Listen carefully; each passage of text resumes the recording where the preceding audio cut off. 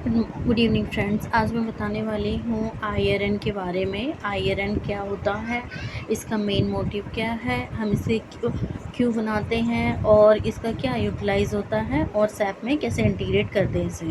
In India, the invoice reference number IRN is a unique identify generation for invoice that are subject goods and services tax.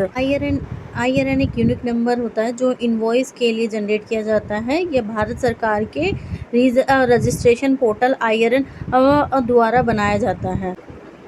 This number is required for invoicing to be uploaded the GST portal for compliance with e-invoice mandates with GST. The IRN in India, the invoice generated by reference GST number system is a unique generation number. Integrating with SAP, this process ensure that invoices are validated and can be used for filing GST return. Bharat सरकार ने GST प्रणाली के तहत invoice को लागू किया है। इस प्रक्रिया में हर वैध इनवॉइस को सरकार की IRN साइट पर रजिस्टर करना पड़ता है, जिसके बाद उसे एक यूनिक नंबर IRN जिसे 64 कैरेक्टर का हैशटैग और QR कोड मिलता है।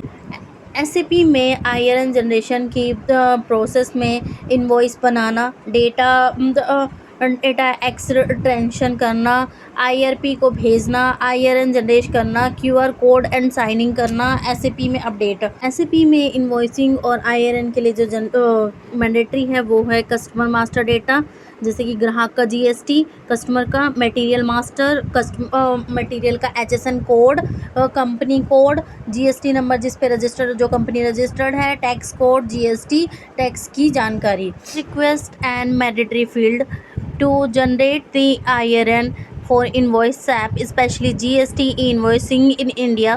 Certain steps are required to ensure that the process works smoothly. Below are the key prerequisites and mandatory fields: billing document number, billing document dates. Mandatory field are billing document number, billing document date, customer master, ग्राहक की GST details and address, material master जिसमें HSN code, unit आदि, and company code, company GST and registration detail, tax code, tax दरों की विभिन्न जानकारी। And IRN का use क्यों करते हैं? इनवॉइसिंग से टैक्स चोरी कम करने के लिए, ऑटोमेट सिस्टम में डेटा एंट्री की गलती कम करने के लिए, SAP सिस्टम में डायरेक्ट IRP को इनवॉइस भेजने की संभावना के लिए। SAP में इसका ट्रांजैक्शन कोड GDI कॉकपिट होता है, जो कि यूज्ड होता है IRN क्रिएशन के लिए थ्रू SAP। अब मैं बताने जा रही हूँ IRN को SAP में कहाँ स्टोर किया जाता है। आमतौर पे एक कस्टमाइज टेबल या स्टैंडर्ड GST लोकेशन टेबल, जैसे कि J_I। SAP का टी कोड, SAP का IRN क्रिएशन का टी कोड है ZEI कॉकपिट, जो कि यूज्ड होता है IRN क्रिएशन के लिए थ्रू SAP। एंड मैं बताने जा रही हूँ SAP के अंदर आपको लाइव करके कि कैसे आपको करना है। पहले आपको SAP के अंदर ZEI कॉकपिट कमांड उसमें आप पुट करेंगे, एंड देन आपको billing document, that means billing document means invoice number आप पुट करेंगे एंड डेट डाल देंगे, एंड उसके बाद तो उस पर टिक कर देंगे इनवॉइस पे, एंड आप IRN जनरेशन पे क्लिक करेंगे। अभी मैं आपको SAP में भी करके दिखाऊंगी कि कैसे करना है SAP के अंदर, ठीक है।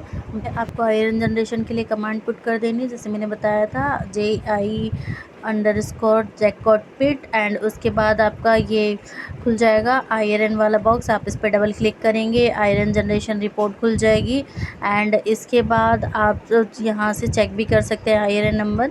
यहाँ पे आप बिलिंग डॉक्यूमेंट नंबर यानी मीन्स इनवॉइस नंबर आप पुट कर देंगे या पेस्ट कर देंगे Ctrl+V से, एंड देन इसको रिमूव कर देंगे जो भी अनरिक्वायर्ड फील्ड है, एग्जीक्यूट कर देंगे। एग्जीक्यूट बटन पे क्लिक करने के बाद आपको आयरन नंबर शो कर जाए, ये पेंडिंग जो होगा आयरन नंबर के लिए वो शो कर जाएगा फील्ड। आप उस पर क्लिक करके आयरन जनरेशन पे क्लिक करेंगे एंड ये क्लिक हो जाएगा और ग्रीन हो जाएगा, तो दैट मीन्स आपका आयरन नंबर जो है जनरेट हो गया successfully. Thank you, like and share. Thank you, please like and subscribe my channel for more